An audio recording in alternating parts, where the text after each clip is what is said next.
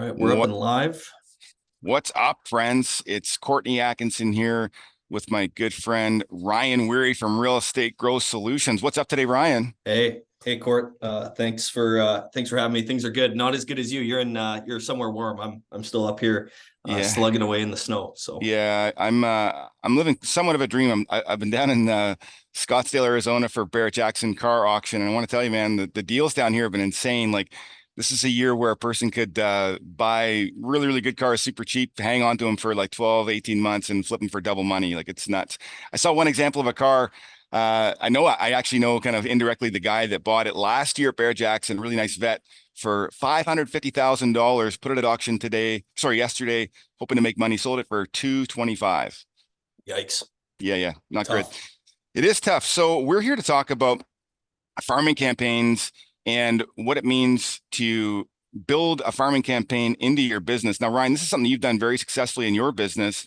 And for those of you that don't know, Ryan's an absolute beast, not the guy that will brag about that. So I do consistently doing 70, 80 deals a year, golfing 50 plus rounds and taking loads of holidays and coaching full time. And Ryan, this has been something you've been doing now for I think a couple years in your business. Is that right?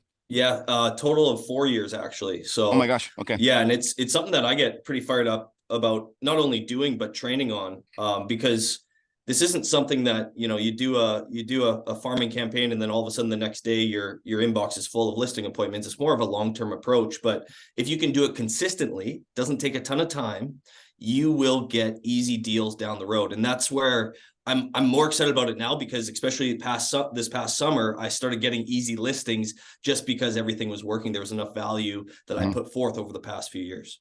Yeah, and so much of what you've done in your business building, Ryan, has been about stacking new strategies on top of successful strategies that you've perfected, systematized, and leveraged out of.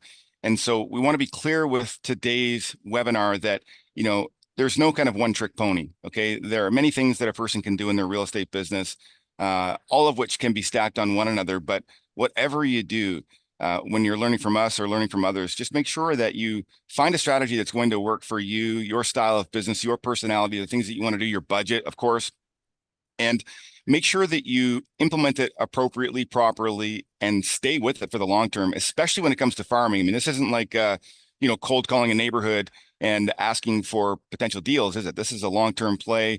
In many cases, you're not really going to start seeing the results for 12 months, but it's not super difficult to implement. It's super affordable to do in most cases, depending on how big you go, of course.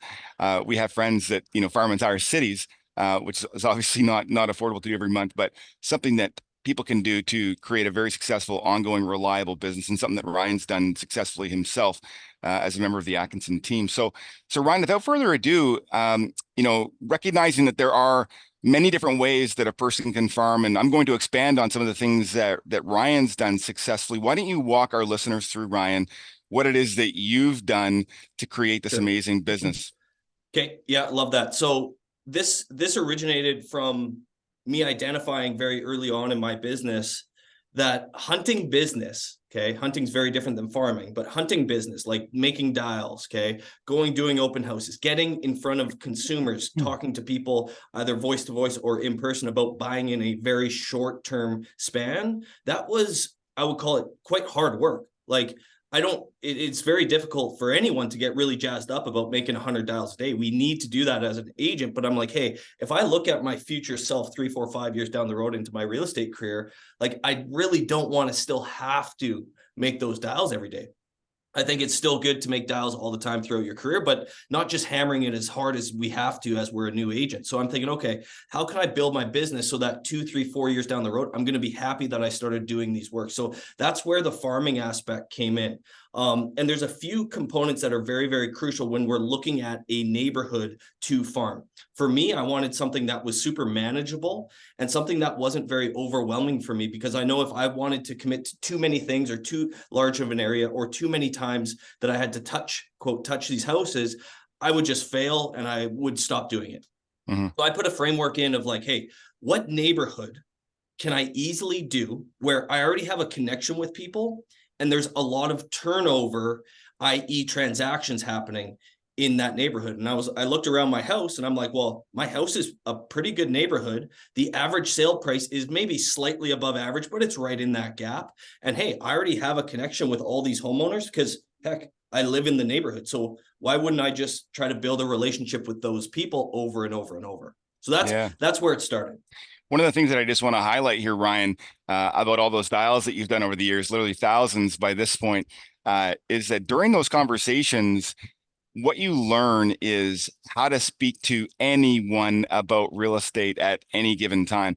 And so if you're listening and you're a new agent just getting started or in your first couple of years, and you're thinking, man, I really don't want to talk to that many people. I don't want to have that many conversations. I don't want to prospect cold using something like telelisting or even the phone book, which frankly works. I mean, we have courses on that. Um, I think you'll be cutting yourself short. And here's why.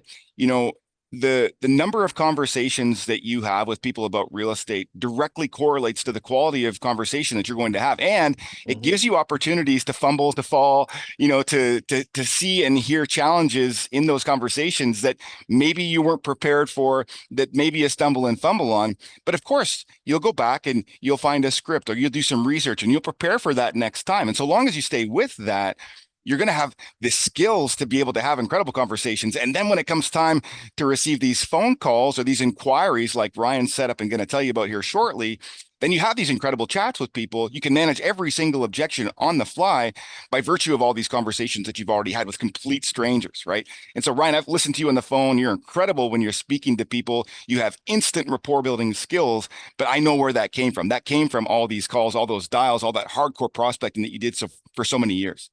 Yeah, and there's like a muscle that we have to flex every day, and that's just getting uncomfortable. So like as a new agent, you're so worried about, oh, I'm going to get hung up on, or if I do this farming campaign, someone's going to slam, a door in my face. And quite honestly, that has to happen. In my opinion, if that's happening to you, that's a clear indication that you're doing the right things. And what I like about the farming aspect of it, or I think of it as like a silo of business that I can work on, is that it gets you in front of humans face to face, right? It's so easy for new agents and current agents to always look for like that shiny magic new thing and hide behind their laptop and try to generate business when, hey, listen, like every single homeowner, every single house is an opportunity, right? And a lot of times people aren't even thinking of selling a house until someone comes, knocks on their door and provides a solution to a problem they maybe not even know that they had.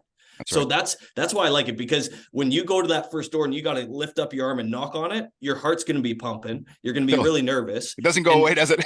no, and when you get on the other side of that, you're like, that wasn't too bad. I had a lot of good conversations. And Yeah. then when you start seeing results, that's when it gets really fun. I always tell this story, and Ryan, I know you've heard it 100 times, but I'll share it with our viewers and listeners. I must have been in my first year of real estate, and I was doing open houses like mad, 2 open houses every weekend. Every day of the weekend, whenever I could, whenever I wasn't showing properties.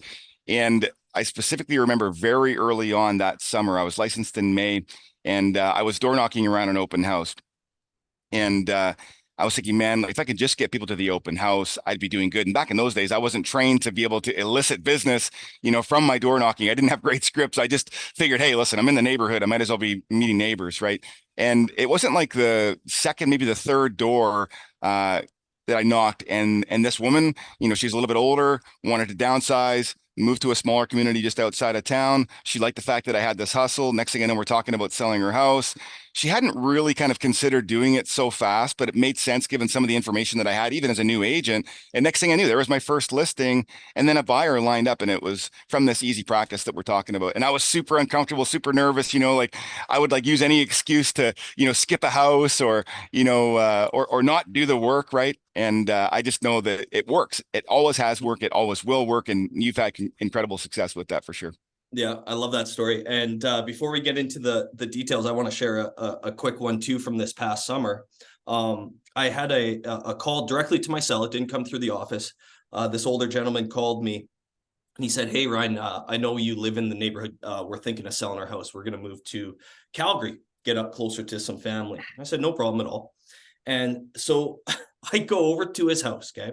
And I know the house because it's in my farming area. The guy's never answered the door. This has been 4 years. This guy's never answered the door. I go into the house, okay? on his kitchen table are every single business card and flyer that I have dropped off over the past 4 years. It was literally a stack, right? Wow. And the beautiful thing about this, guys, is that he's read everything. He knows me just because I've been providing value over these years. I'm not in competition. The commission discussion kind of goes away because he's like, this guy's Right. hustling. And so it was a layup listing. I call those layup listings when it's just like, hey, come sign paperwork. We're selling our house. Yeah, So, that's an amazing story. yeah. Yeah, and the beauty of that too, you got the referral on the buy side as well. So there's an easy mailbox money on the other side. I mean, so many cool things about this strategy. So why don't you walk us through what you decided to do? Okay. And for our viewers, just in case you're wondering, there are many elements to farming. Okay, and I'll talk a bit more about those.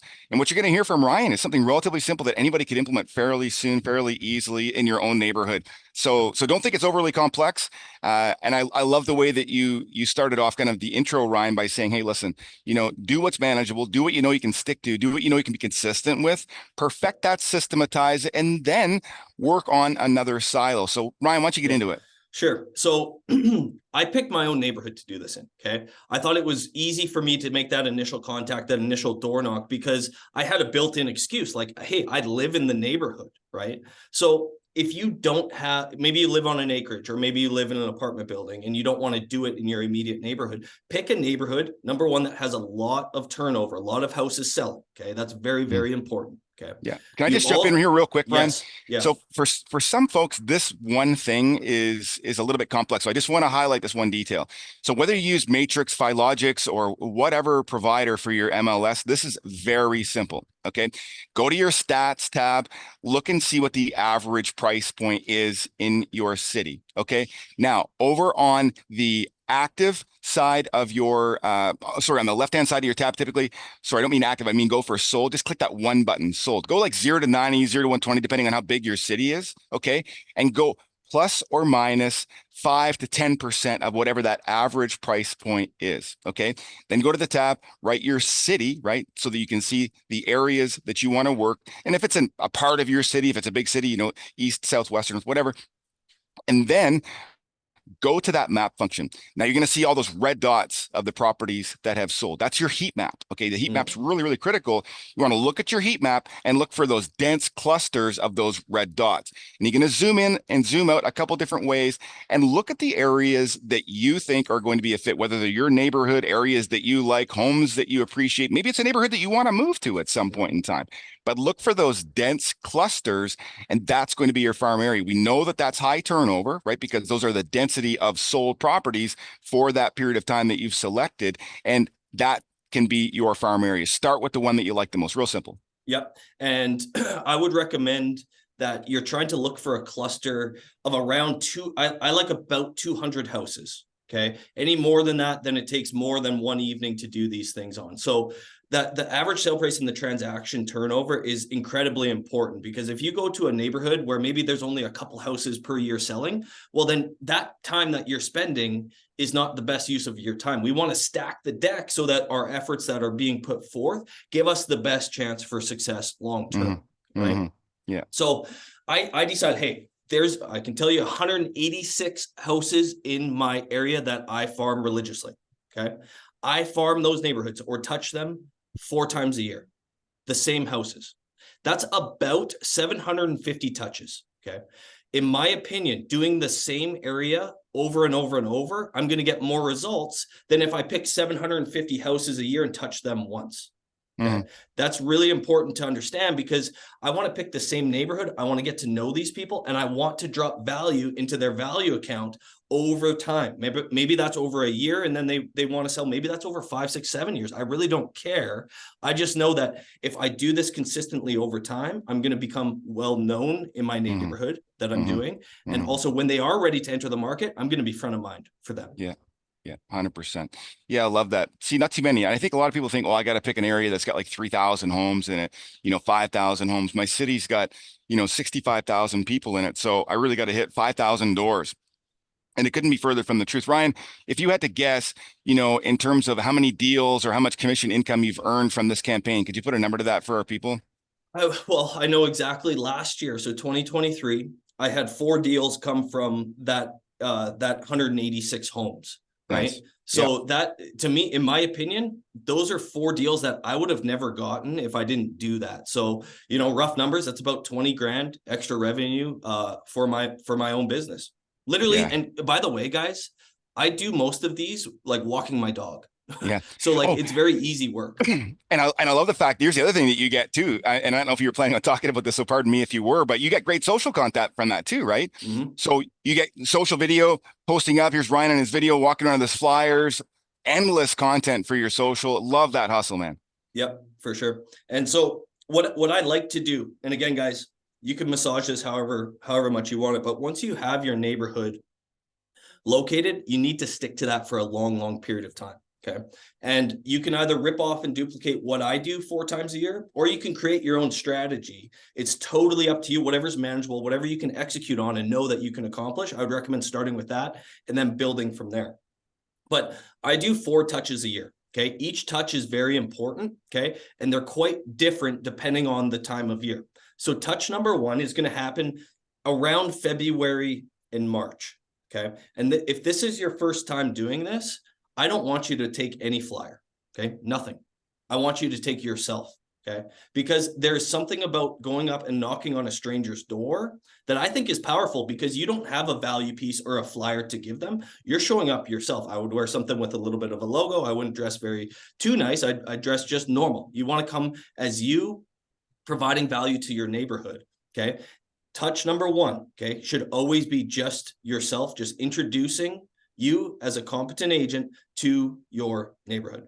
Okay. Yeah, I love that you're bringing you as the value piece, and I think that's something that so many agents struggle with. They think, oh man, I got to have like an app. I got to have a flyer. I got to have all the sheets of everything that's sold. Forevermore. And the truth is that you're the value. Like you're the person. You're a human being. You've got the hustle. You've taken the effort to get on your feet and go knock a door. Like that's enough. You're enough. I just want our viewers and listeners to hear that. Yeah, I love that. And there's no secret sauce or magic script for this first one, guys.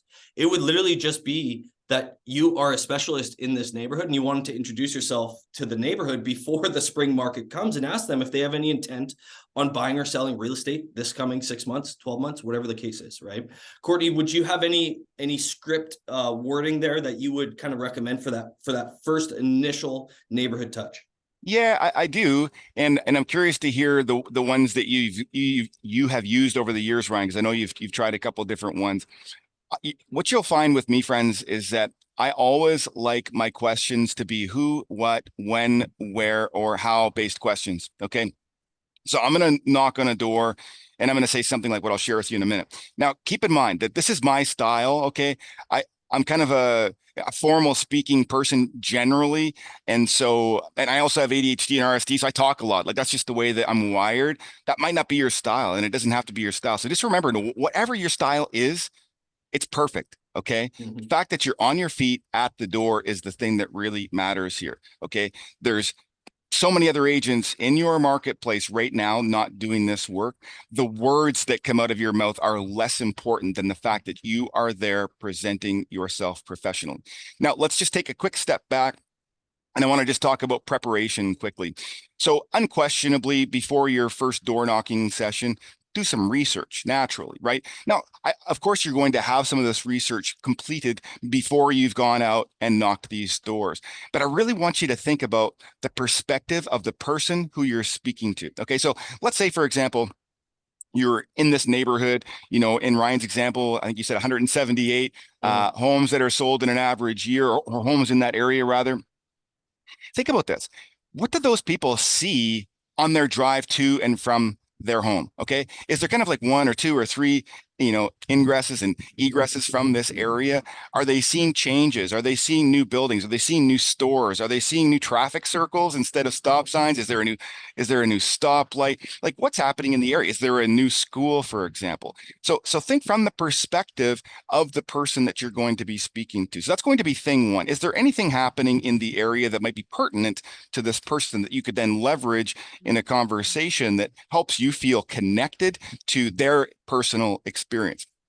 Second thing I want you to think about is what are some of the selling trends in that area? So what I've always liked to do is when I'm doing my research, I'll just lock in on kind of two things. Like what do most people care about? Okay. Most people don't have the recollection for a bunch of stats, and frankly, neither do I. But I'll think of like one or two high level statistics that I can think about or that I can find from the last year. So say, for example, this year over last year, maybe there's more properties sold by 5%. Who knows? Maybe prices are up, 5 or 6%. I know interest rates and where they're at and where they're going. So I want to think about what my script might be to get somebody off the fence in talking about interest rates. I'm going to have like some of my scripts prepared. I'm going to have some of my details prepared for what the neighborhood is like and what the experience of home selling and the trends in that area are as well. So really that's three things, right? Market in general, area in general, and then the specific experience of that person commuting back and forth from their home to work or to wherever they go. And if I can kind of position myself like that before I get to the door, then I'll be in a better position to come up with a script like the one that I'm coming up with right now, just on the fly. So I might say something like, Ryan, maybe you and I can role play Yeah, this. sure. So let's knock at the door. Knock, knock. Yeah. Hey. Oh, hey, thanks for answering your door. My name's Courtney Atkinson. I'm a local real estate agent here with the Atkinson team at eXp Realty. Thanks for answering your door. By the way, I know I'm a random stranger. And what I want to do today specifically, I'm just knocking the neighborhood. I'm introducing myself to you and all your neighbors. I'm a, experienced professional. I've got some great expertise about your area, know lots about it, lots of research, and a good amount of solds here. Just wanted to touch base, introduce myself, and just ask you, maybe you're thinking about making a move this year, and if so, when do you think that would be? Mm. Yeah. Thanks, Court. No, that's good. I think we'll probably just hold tight for now. We love this neighborhood. So Yeah, me too. I love knocking to the neighborhood. I don't know if you found that everybody here is as friendly as you. Sorry, what was your name again? my name's Ryan. Ryan, sorry. Thanks, Ryan. Thanks for introducing yourself. Hey, Ryan, let me ask you, you love the area. That sounds like maybe at some point you're thinking about possibly moving. What would that have to look like for you to want to make a move from here? We're getting older. We're probably gonna have to downsize. Our house is quite a bit of square footage for us. So yeah, honestly haven't thought about it much, but probably in the next few years. I think our mortgage is up probably next year. Yeah. Okay, cool. And tell me about where you would go to. Do you plan on staying in the city or moving somewhere else? Probably an age restricted condo. We're kind of heading that way. So Yeah. something just simple. Okay, cool. And so your mortgage is up sometime next year. Does that sound about right? I think so. I'd have to check with the wife, but yeah, I think it's 2025. Yeah. Okay, cool. So your plan sounds like maybe wait until that's up for renewal. You probably got a great interest rate. Maybe it's kind of sub two, like a lot of people locked in a couple of years ago. Is that right? Yeah, and that's probably would make most sense for us, so we don't have any penalties. And we got quite a bit of equity. We've lived here for a long time, so we'll probably just kind of pull that equity out and just go probably find a condo somewhere. Yeah. Good for you, Ryan. Hey, let me ask you this, Ryan. What I'm doing as I'm kind of going around introducing myself to folks in the area is building a bit of an email list just so that I can keep people apprised of properties that are selling, things that are happening, kind of any updates that might be relevant to you and the idea of maybe selling over the next year or two. Would it be okay if I grabbed your email real quick and then I could put you on that list and get you that information? Yeah, that'd be really helpful actually. Oh, okay, sounds good. So guys, at this point in time, one of the things that I've talked about lots over the years is getting ninja fast at going ahead and flipping your phone around. My contacts for those of you that are looking is right here. So it's very close to my thumb. So as I'm opening my phone up, which I do with a thumbprint, the easiest button for me to press is contacts. I know exactly where it's at. And then I hit the plus button and I just flip my phone around and I pass it to somebody. I say, just go ahead and type your email there. And as soon as they're done typing their email, what do you think I ask them? Hey, Phone number. yeah, would you mind just typing your phone number there as well in case it's mistyped or I can't get delivery or something like that? I'll send you a quick text and correct that. Boom. And they're most likely going to give me their cell phone number as well. Then I'll go ahead, I'll flip the phone around. I'll go ahead and type the name Ryan. I'll ask him his last name. Oh, Ryan, if you don't mind, what's your partner's name? And I'll get his wife's name. If you're feeling the vibe, ask for her name and her phone number too. A lot of times you're going to get all this information. Okay. Now, if you can put both people on an email list and you can get both their phone numbers, that's magic. And Ryan, I know you've got a heck of a follow-up plan, so I don't want to interrupt here, but I'll let you get back to it.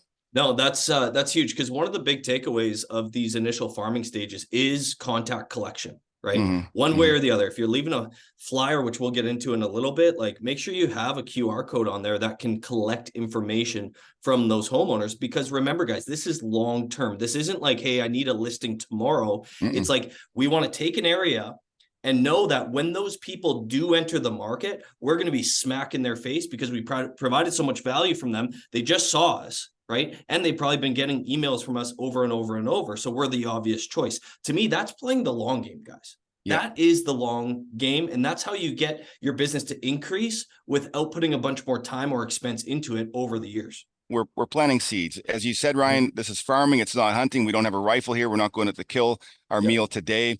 We're farming for future results. We're building relationships. You'll notice in my script, friends, my first question tied into when, right? I asked what was important about that, where they're going. I just want to have a better sense of what this looks like. There's no urgency here from my standpoint. All I want to do is understand the situation, thinking, okay, do you know what? Maybe this is a deal for me next year, 2 years. I'm going to be farming this person. Now they're going to be on my email list. They're going to be receiving these flyers from me. So, Ryan, you can keep talking about what else will come up for these folks. Yeah, for sure. And one other direction that I love doing taking these conversations when you get face to face, especially if that neighborhood has appreciated over the years, which it probably has. If there's been a ton of transactions happening, Mhm. it's likely that that neighborhood that you've picked has been appreciating. And you could say, hey, listen, what I'm doing for the neighborhood. And a lot of folks that I've done this for in the past, they're actually very surprised at what their current market evaluation is. Hey, I know that, things may not happen until next year or the year after for you, but if you got a current market number right now, at least it would be more information for you to make an informed decision, whether again, that's right now or maybe it's next year. So Yeah. that's a soft kind of layup to actually do a market evaluation. And if you're on the spot and you know your neighborhood, this might not happen maybe the first time, but if you know your neighborhood, you should be able to walk through that property and give them something of value and then collect that information too. I That love contact that. info. There's very few home sellers, or I should say, homeowners out there that don't have some curiosity about their home's current worth right now. And being able to give them even a range or an idea, or if you're like me, I've never felt comfortable giving someone a value on the spot. So I'll just say to them, yeah, do you know what? I'm happy to get you that information. Would it be okay just to take a 1 or 2 minute walk through your house real quick? I can just get an idea and then I can email that to you later Mhm. on today. Would that be all right? Like, super powerful thing to do. So glad that you mentioned that as well, Ryan. One of the things, friends, that I want you to do prior to going out and doing these door knocking sessions, whether it's your first or 10th, I'm the kind of person that doesn't remember things easily. Okay. It's just the way my brain's wired. So I love just writing out a note of what it is that I want to ask these people. And so, Ryan, after the first door where I forget to ask the powerful question, hey, are you curious what your property's worth now? I could email you an evaluation just for fun. It would only take me a couple minutes to do that if you would like, would be I would write that on my list. These are the things that I want to ask, right? Making Mhm. sure that you've got that, making sure that you've got your QR code. So regardless of whoever your provider is for your website and your CRM, making sure that you've got a tool that can allow you to scan a QR code quickly and get that information into your CRM so that you can continue providing this value on an ongoing basis. Yeah, love that. Love that. And so after that first initial door knock, there's a reason why that happens in February or March, guys, as well. Because if you're in a market like ours, April, May, June is our busy season. So I want to get to those people beforehand and be able to kind of have that opportunity to educate them. Hey, if you are thinking of selling in the spring or summer, it's probably better if we beat everyone to market, right? So that's why it's very important in February or March to have that initial touch. The Mhm. second touch I'm going to have is usually in the middle of summer. Okay. And it's going to be, I'm going to have a value piece with me, whether it's a flyer, whether it's just a little handout, whatever the case is, but I'm still going to make sure that I door knock. Where agents start to fall is like, oh, I got a farm. It's coming up in my calendar. I got to do this. I'm just going to rip around the neighborhood and drop the flyers really quickly and just avoid that face-to-face conversation. Literally build it into your calendar, honor your calendar, and go and knock on those doors again, because you're probably only going to get a 40 to 50% answer rate. So we want to make sure that we're knocking all the time if possible, so that you're getting face to face with either the same people or new people as well. And I will have a little value piece with me at this time. It's very, very high level, nothing more than one sheet. And it might just be some high level average sale prices throughout the years, right? Especially if that neighborhood's appreciating. And then on the flip side of that, I'll just have the previous solds. Mhm. Okay. Just line items, not a ton of information, because every single homeowner always wants to know what Bobby and Susie's place sold for down the street. They Right. do. And that's a Absolutely. perfect, I would say, kind of opening for me to have that discussion of value to them, because as I hand them the flyer, it will begin further discussion. So that's the framework for the second And, drop. Yeah. and guys, there's tools out there that are made for this. Gosh, I mean, Canva is an easy one. There's a bunch of others. Don't complicate this. Mhm. Don't make it too fancy. It doesn't have to be on heavy paper or anything. Again, you're the value and you're leaving something behind this time, and it's information. So the information does not have to be fancy. You just have to be doing the work. Yep. And I love that. And this might be getting into the weeds a little bit, but if someone does not answer, okay, so I'm going to have a stack of flyers, and I'm not going to staple my business card to those flyers. I actually want to paper clip it to that flyer. That's very important. Okay. I want to stress that again. I'm going to paper clip my business card to that flyer, because there's a good chance that they're going to read that flyer and throw it away. Okay. And if your business card is stapled to it, there's a good chance they throw the whole thing away. But it's very, very easy for them to be like, paperclip card, I'm going to keep that card, throw it either on their fridge or whatever the case is. Maybe they throw it out too. But again, it's these small things that just maximize our chances of winning long term. It's like that guy, Frank, that I met last summer. He had every single business card that I had ever dropped off there. Mhm. So make it easy for those people to keep that information as well. Put a QR code on that flyer. Again, that's just one little thing that we can use and basically implement to help stack the deck in our favor. Yeah. Right. Ryan, one of the things that I just want to interject with now is that I know a lot of our viewers and listeners will be asking themselves about the challenge of interest rates, and in many markets across Canada, the challenge of depreciating property values over the last little while. And so I want to address that.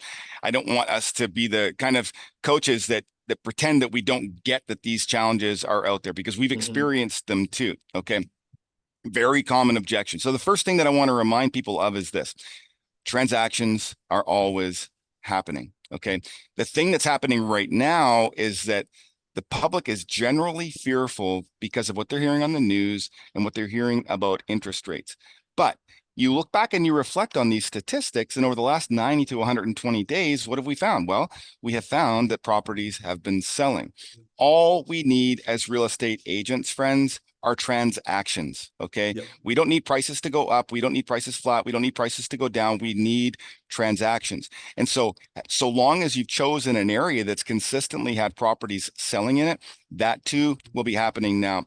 Quickly, Ryan, I just want to do a real quick role play with you about how to manage that. So in this role play, if you don't mind, you know, object to wanting to do something. Maybe you would like to do something, but interest Sure. rates, aren't where you would like them to be, and it's kind of a big issue for you. So I just want to kind of walk through a potential script for that. Okay, so knock knock. Perfect. Yep. Hello. Oh, hey there. My name's Courtney Atkinson. I'm with the Atkinson team at EXP. Thanks for answering your door, by the way. I'm just going around today introducing myself to some of your neighbors. I don't think we've met before. Maybe you've gotten one of my other flyers that I've dropped. But I'm just touching base with folks, making sure that you're getting the things that I've been dropping off, seeing if there's a chance that maybe you need the help of a real estate agent like myself who knows the neighborhood really well and has been making a concerted effort to door knock and to hustle this area to see if there's folks out there like you that are maybe thinking about selling or possibly buying over the next few years. Yeah, I don't know, Court. Like, I've been watching a lot of Fox News, and it's just like with interest rates, it's kind of just an unsettling time. I mean, we would, but again, like I couldn't imagine locking in at a 6% interest rate. Yeah, I hear that a lot for sure. Let me ask you this, Ryan. It sounds like you do have some desire to move. Tell me about that. I mean, apart from interest rates, just help me understand what it is that's got you thinking about this. Yeah, I mean, it's just one of those things that, our kids just moved out of the house, and we got a fairly large house here. So we don't want a condo. We don't want to go into an old folks home. We want something just a little bit smaller, a little bit more manageable. We don't like the stairs in this two-story anymore. We're fine right now, but like I said, we'll probably just wait till things come back to normal if that ever happens. Yeah. Yeah, thanks for sharing that. So what was your name again? Ryan. Ryan, thanks for sharing that. How long have you lived here for, Ryan? 15 years. We built this place actually. Yeah. Oh, wow. Yeah, Yeah. nice job. How do you like the neighborhood? It's awesome. Like I said, the reason we picked this is, family oriented. The kids were young at the time, and Yeah. yeah, it's an awesome neighborhood. We really like it. It's just, yeah, a lot of house. Okay, sounds good. And so, Ryan, if you were to pick an ideal time horizon where you would do this, irrespective of what's happening with interest rates and everything else, what would Mhm. it look like? Would you move right now? Would you move 2 years from now? What do you think? Yeah, we would move tonight if interest rates were, manageable and our monthly costs would go down. Okay, cool. Do you know how much mortgage you have left on your property, Ryan? Yeah, not a ton. With being here 15 years, we've built up quite a bit of equity. So even if it's a couple of years out, our penalty wouldn't be too bad. Okay. Yeah, thanks for sharing that, Ryan. Not trying to pry too much, but it Yeah. helps me understand the context of your situation. Ryan, let me ask you this. Have you folks looked at any of these other properties that maybe you're thinking of would be a good fit for you? Have you checked them out at open houses, or have you kind of begun that feeling out process yet? Yeah, we kind of look sporadically. We're kind of always interested. We watch a lot of HGTV, and Mm. we're kind of those people that if there's an open house, we'll usually pop by just for fun. Yeah, yeah, me too. I understand that fully. Well, thanks for sharing that, Ryan. I wonder if what I can do for you is maybe set up a search for you that would bring you some of these off-market listings that you're interested in, and some of the new listings that are coming to market, and also giving you a sense of what they're selling for. That would give you a sense of kind of like what that part of the move might look like. And if you find value in it, I could spend maybe 10 or 15 minutes when I get home today just putting together a rough evaluation for your property, just based on what I can see here. I mean, I can kind of get a good sense for how beautifully you finished this home when you built it. Is that something you'd find value in, Ryan? If I could just set that up and spend Uh, maybe 10 or 15 minutes for you? Maybe, yeah, like those, maybe a search would be good. Just, we do look, but not at any high level like that. So, Mm. yeah, that would probably just give us some more information. So that'd be good. Yeah. Okay, sounds good. So Ryan, what I'll do is just grab your contact information. So I'll whip out my phone. I'll get that right now. Mhm. Just guys, I'll step out of role play here for a sec. Just kind of based on the vibe that Ryan has right now, I didn't get the sense that if I pushed too hard, that I was really going to be able to get Ryan to commit to doing anything prior to this. Mhm. Sometimes you get the sense that, yeah, do you know what? Like I could, in which case I would say something like this. I'd say, Ryan, let me ask you this. I mean, I know that you've got some concerns about interest rates. Here's the truth. Listen, property prices go up, property prices come down. The beautiful thing about what happens in marketplaces is that those things all happen together. So, the property that you're looking at, maybe it's gone up, but so too has the equity position that you're in your property. Maybe they've come down a little bit, but they've come down together generally at the same percentage. So, if we were able to get you a good interest rate for now, and get you into a payment that would suit your needs and have you moved say 24 months faster than you might like to wait, do you feel like you'd be happier living in the place that you kind of envision yourself settling into Mm. 2 years faster? Do you think that would be wise? Yeah. Yeah. That would. Yeah. Okay, No, I cool. love that. I love Eh, that. The next thing that I'll say, if I can get somebody down that line of thinking, is I'll say, you know what? Most people would really much rather get into the home that they're dreaming of than stay in the place that's kind of driving them nuts, or that maybe they have these memories that they're trying to escape with raising kids and so forth, Ryan. So I can understand your desire to move. And one of the things that a lot of my clients have done and find a lot of value in is they'll lock in a short-term mortgage. Okay.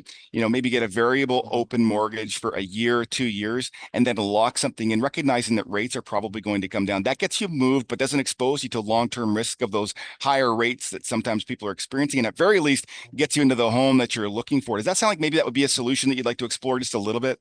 Yeah. Yeah. Yeah. And I would So probably say, yeah, I didn't know that. Like, yeah, that kind of makes sense. Yeah. yeah, like we just have to be apprised of the solutions that we can present people with, the opportunities that we can give them to make it just a little bit easier. Ryan, you've always Mhm. talked about reducing friction for Mhm. getting consumers to make a move. And guys, we're not talking about, hey, can I come over and do a home evaluation? Hey, what's your wife's name? Let's go looking at houses this weekend. Not at all. We're just talking about a little bit of value, an Mhm. incremental step, asking some open-ended questions, getting a sense of their motivation, providing them with easy solutions, easy answers, easy ideas, and just seeing how they receive them. And if they do, then we can go a little bit further down the road, but not too much. This is just Yeah. Courtney knocking on Ryan's door here, super cold. So I'm not trying to cross the bridge here, not at all. I'm just trying to build a little bit of rapport, a little bit of trust, build a little bit of value, and see how far we can move him in this Mhm. one conversation, but not too much. Love that. And I always think about whether it's voice to voice dialing or in person with someone, or maybe you meet people, for a first set of showing somewhere. It's like in the back of my mind, how high is sales resistance? And Mm-hmm. over time, are we trying to reduce that sales resistance to where they see us as a human and someone that can help them, as opposed to Mm-hmm. like, this person wants to sell me something, right? Exactly. And a few things before we get moving, is and if you guys didn't pick this up, write this down. Okay. Courtney says the following quite a bit. Help me understand, right? Let me ask you this.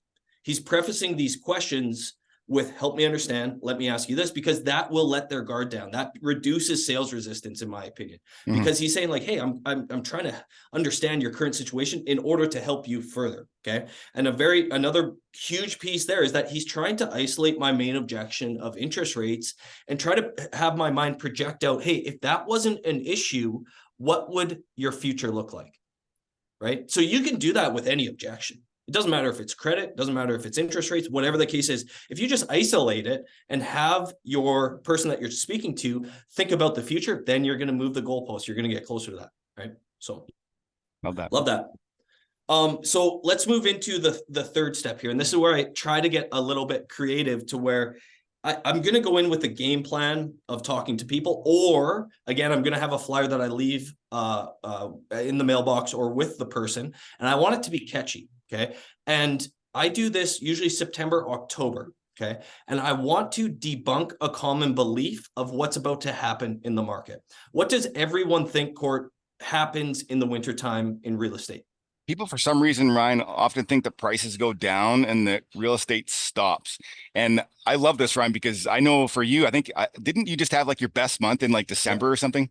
Yes, correct. Yeah. My best December in my whole career happened in December 2023. And it was nuts, right? And the market wasn't that active. It was just, in my opinion, I spent a lot of social media time, a lot of videos, a lot of flyers speaking to the fact that this stuff just is not true. And here is why, right? And that's where with the flyer, or ideally you get face to face with these people. Okay. That's my intent of this. I'm not trying to sell them something right now. I just wanted to speak to why, if you are thinking of selling, winter might be the best time for you to maximize your dollar for your property. Right. And I'm just going to have some stats to support it. Whether you use Pillar 9 or whatever your MLS is, you'll be able to find some statistics that help support what you're saying. Yeah, 100%. I just love that.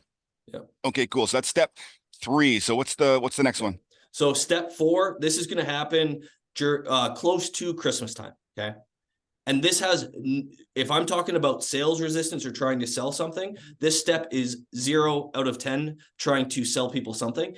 I'm going to pop by each house again, door knocking, and I will leave a little gift bag if they don't answer, but a simple little Christmas gift, a holiday gift. I want to wish these people happy holidays. If I start talking about real estate, hey, bonus. But that's not my intent. Okay. This year, it was just a brief little, I just had a little sheet of paper, a little market summary of Red Cliff as a whole. That's the neighborhood or the town that the neighborhood is in. I had a branded pen, and I also had a magnetic business card. Okay. And it's just a small neighborhood gift. If you wanted to go to your local bakery and get some cookies, add a cookie in there, help support a local business, keep it super simple, super cheap. And you're just wishing people happy holidays. And yeah, you're here to help them when that time comes. But I just wanted to give the neighborhood a little gift. That's just it. Love that. Yeah. Love that. And what's unique about this is that I get better conversations in December than I do in the other 3. And I don't know if that's just the intent, or maybe it's that the time of year. Maybe it's because it's minus 25 out and people feel bad that I'm outside. But it's almost like when I go in with the intent of not talking about real estate at all, that's actually what ends up happening. Yeah. Yeah. I just love that. So Ryan, one of the things that I'm thinking about, and you know how I love to layer marketing efforts. And so for some of you overachievers out there, you might be thinking, okay, gosh, yeah, I can do this. You know, I got 4 times a year where I can, get out there on my feet and drop. Ryan, just real quick question. How long does it take you, by the way, to hit those doors? I usually I'll block off 2-hour blocks. So maybe it's on a Monday night. I usually do it in the evenings. Your answer rate's going to go up. And then I'll also book it on, Thursday or whatever that week looks like to me. But I block 2 hours. Yeah. Twice. Awesome. So say 5:30 to 7:30, those 2 nights, each and every time. So for those of you overachievers that want to layer your marketing efforts, and I talk lots about layering, once you've perfected something, I don't recommend that you do this out of the chute. Okay. Do this. Get it perfected, get it systematized, build a silo, as Ryan says, in your business. It's going to deliver you results that you can come to rely on. Now, what you can do after that, you've got these 4 touches that you're doing per year. Go ahead and add 4 more easy ones. And here's what you can do. So let's say, Ryan loves, let's say February, March, he's going to be doing this drop. Mhm. You could choose, let's say January. Okay. So let's just say it's going to be the 2 months prior. Okay. So Yeah. now we're going to add 4 more touches in, but this one's the easiest. Okay, friends, all you got to do, go to the neighborhood and pick for yourself the most obvious neighborhood thing. Okay. Is it a school? Is it a traffic circle? Is it a store? Is it a real big house that, that everybody sees kind of as they're coming in or coming out? Something that everybody in that area recognizes as uniquely home. Okay.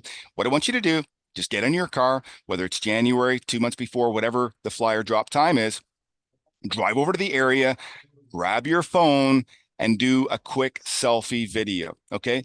And provide a little bit of value, okay? Just talk about what's been happening in the area. Hey guys, hope everybody had a great Christmas. Courtney Atkinson here with the Atkinson team over at eXp Realty, just over in Red Cliff today. I wanted to share some information with you just about sales over the Christmas, to give you a bit of a market update. Here's some things that we've noticed, a couple trends, blah, blah, blah, a value drop. Hey, wanted to wish you, oh, no, by the way, if you happen to know somebody that's looking at buying or selling, would love your referral, you can go ahead and send me a DM or click the link below for a free consultation. Okay, take good care. Happy New Year. Okay, so that's my video. All I got to do, friends, is go ahead, post that to my personal social media, which by the way, should be a professional channel. Yep. Add it to the, go ahead and put it 1 mile around that area, right? So now that's your farm, okay? And spend $2 a day and run it for 60 days. Why? Because in 60 days, you're going to be doing the flyer drop and then you're going to have your face-to-face. But now they got 2 months of seeing your pretty face on their social media channels as they log in. If you want to get really aggressive, do that twice. It's that whole thing, time you drive there, drive home, record the video, post it and boost it, like we're talking 30 minutes. I mean, you could easily do that once a month if you wanted to. Bang up strategy for $770 a year. Yeah. And a couple key pieces there. And this is what is awesome about Facebook recently. The professional page is very easy to boost posts. When I boost a post, I always have one ad running every single day of the year, right? And I usually layer them over top so that my ads never run out, but it's $2 a day, okay? And it's probably 4 buttons that I have to click to boost a post. Like, it's not complicated, because if your eyes gloss over, you get nervous about boosting a post on Facebook, it's incredibly easy. Let Facebook do it. All you have to click is literally a pin where you want it to go, and then just click through and just put your credit card in and away you go, right? Yeah. And that's going to become omnipresent. That's the whole point of this. It's like when they see you, they associate you with that neighborhood. They see you everywhere. Now you're at their door. Now they got a flyer from you. They just got a gift from you at Christmas. Like, you guys will win. And it does Absolutely. not take a lot of money to do this. Yeah. One final thing that I just want to share, guys. One of the easiest things that you can do, if you haven't done this, just speaking a little bit about tech, I know we talked about having the QR code. Ideally, that's going to drive them back to your website, a free home valuation, depending on what the offer is that you're working towards. You can switch the offer up. So let's say, for example, it's coming up springtime, okay? And let's say that you've just done your January, March flyer drop. Maybe now you're doing a March, April video. Here's a great one, okay? You can easily set up a QR code to redirect to a Calendly link. And if you don't have a Calendly set up, it's like $120 a year. Go ahead and set it up, okay? And do this. Do a call to action for a free home evaluation 15-minute phone consult. Okay. How easy is that? Somebody's going to call you up. Hey, I live at 123 Main Street. Yeah, for sure. Do you know what? I'm just driving right now. Or I guess not, because it'll be in your calendar. You're going to have it penciled to stop and pull over somewhere. So you'll know the address, you'll know the person, and you'll be able to give them some free information. Like, what a great call to action. A 15-minute phone call, and I'm going to get this information back. The next month, maybe you do, hey, what's my home worth? Email me a CMA from your desk, a free CMA with no information, just an email address and a home address, and you email it off to them. Like, as long as you're offering value after you've presented them with tons of free information, you're going to get lots of inquiries. Yeah, love that. That's a lot of information, guys. And one thing I would kind of leave you with, because we got 10 minutes and there is a question in the chat I want to get to too. But we as agents, and especially if you're looking on social or you're scrolling Instagram, it can get very overwhelming. And this is what I would say to you: just start. Just do one thing, right? And then the next time you do it, and this is so important, especially in video, just do the video. Monkey arm it. do the video and post it. Okay. Next time you do that video, think, okay, what is one thing that I could do better on this video? Mhm. Okay. Maybe that's putting captions. Okay. Maybe that's boosting it. Maybe that's, getting a little selfie stick so it looks just one thing better. Okay. Next time you do it, do one thing better too. Next thing you know, after a year or so, you got to unlock and you become more efficient with it. Right. Yeah. So just one thing better each time. These questions are great. So I'll read them both. Are there common mistakes or ones you have made in the past to avoid when farming a neighborhood, Ryan? Yes. And this comes down to, admittedly, I did this in December. Okay. I did not proactively block time in my calendar for it. Okay. And the one thing that I want to make very clear is farming a neighborhood or any type of prospecting activity, guys, it's so easy to push off. It's so easy just not to do because we don't see the benefit immediately, right? And what I did in December was I got so busy, okay, and transactionally I was busy. Holidays were busy. I ended up just paying a guy to go drop these flyers off and these little gifts off. Paid him $150. He went around. He was actually an agent on our team. It was her son, okay. But I missed an opportunity there. Right. I missed an opportunity to get face to face with people at the most important time of the year. Okay. What I would recommend is that you proactively book in your 2-hour chunks for the whole year. And just make sure that you're honoring that commitment you made to yourself at the beginning of the year that you're going to execute on it. So it's always, I don't know why we are our own worst enemies when it comes to this stuff, probably because it's awkward to do. There's friction in this activity, and we actually need to identify those activities and lean into them. Like if we just did stuff that was so easy all day long, I would argue that we're not going to get results out of that stuff. No, you're going to be an average agent for sure.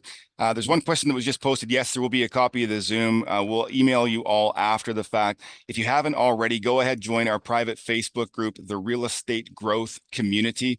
We'll have those links available after the fact in the follow-up email as well. Ryan, would you be willing to share one or two of the flyers that you've created in the past with our viewers and listeners as well? Yep, 100%. We'll just attach those as probably PDFs to that follow-up email. There'll be basically a replay that you can watch this.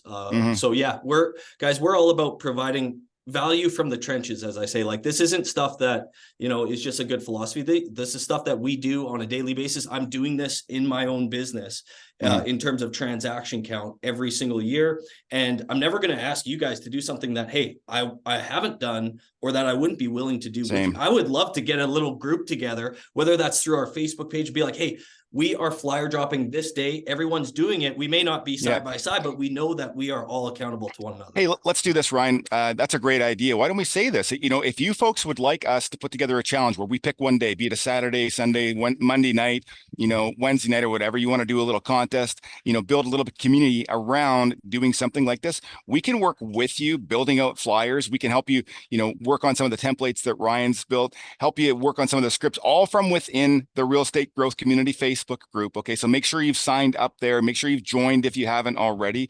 We can do that if you would like. So go ahead, sign up, express interest in the Facebook group. And if there is sufficient interest, we can go ahead and do that for you. Ryan, one more question before we close out here at 25 minutes past. Do you adopt your prospecting approach based on the specific characteristics of an area? In brackets, personal, obviously metrics data would change by neighborhood. Okay, that might read that again, Court. Sure. Do you adapt your prospecting approach based on the specific characteristics of the area? Yeah, I'm always trying to, if I'm looking at a neighborhood, and this is why it's important to pick a good neighborhood. I don't want to underestimate that enough, but we have an option, okay? And this is a philosophy, not only in life, but in my business, is that whatever statistics we're looking for, we can usually find. Okay. Meaning like, hey, if I want to have a negative light on this neighborhood, I could probably find statistics to support that.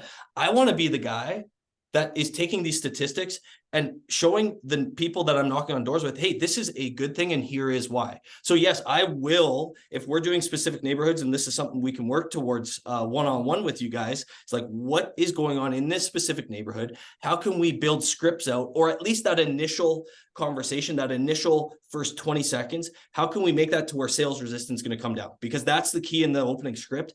Sales resistance is going to be high. They're going to think that you're trying to sell them solar or some internet provider. And we want to be like, hey, no, we're actually a specialist in this neighborhood. And hey, we're coming from service. So the short answer is yes, absolutely. Awesome. And Ryan, and friends, listen, I have to hop off here at 25 past. Ryan, I know you've got till half past. I've got to drive to Tucson actually to do some coaching with some clients down here today. So friends, I want to say thank you, first of all.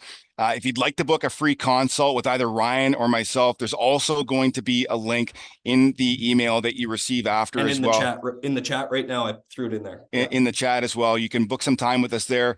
That's a free consult, friends. Yes, we'll talk to you about what coaching would look like, whether it's group coaching that's super affordable or some one-on-one coaching ongoing in a way that we could work together for free as well. So if you want to do that, go ahead, sign up. We'd love to chat with you. Ryan, I'll leave it with you for the next 5 minutes. I see Courtney Faircloth has got her hand up here. So go ahead. Friends, take good care. Thanks for having me, and we'll see you next time, okay? Awesome. Thanks, Court. Thank you. Awesome. Courtney did reply in that Q&A there, so I'm assuming that that answer, the question is answered, which is fantastic. Guys, I can't stress this enough. Join that Facebook community group, okay? It's private. We'll approve it for you guys, and we're going to be hosting these webinars all the time. Again, it's not going to be fluff. It's going to be value. Hopefully you felt that there was value here today, and we want to give back to this industry because, quite honestly, guys, I came from a corporate background. I was a salaried employee, and I took a leap and I joined this business 6 years ago, and it's legitimately changed my life. The stuff that I'm going to share with you guys over the next year or so, whether you want to engage me one-on-one with coaching or these free webinars, are things that I've done that have made my business easier. Okay. There's like this weird narrative in real estate that, you know, the business runs you. I want us to run our business. Okay. I want our business to grow year over year and also make it easier to do more deals. That's scaling, guys. Making it easier to do more deals with less time. I love that. That's what gets me fired up. So I'll leave that with you guys. Hopefully that was some value to you guys, and we will chat soon. We'll see you.